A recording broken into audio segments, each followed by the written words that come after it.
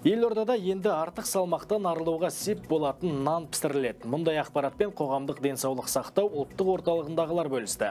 Жыл соңына дейін өндірістегі нанның құрамындағы тұздың мөлшері азайтылмақ. Қазірдің өзінде агротехникалық университет студенттері зертханада ас атасының құрамындағы тұзды 2 граммға аз салып жүр екен. Айта кету керек, стандартқа сәйкес бір бөлке нанда 6 грамм тұз бар.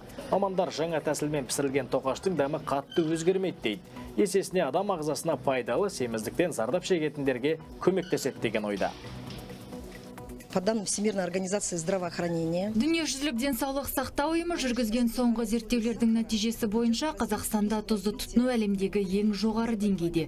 Тәуліктік мөлшерден 3 есе артық, яғни қазақстандықтар күніне шамамен 17 грамм тұз тұтынады. Норма болса 5 граммды құрайды.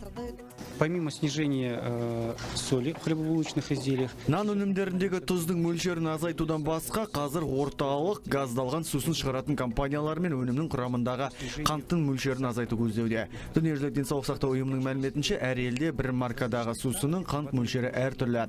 Мысалы, Түркменстанда 200 грамм сусында 40 грамм қант қосылса, дәл сол шырынға Ұлыбритания 29 грамм қант салады.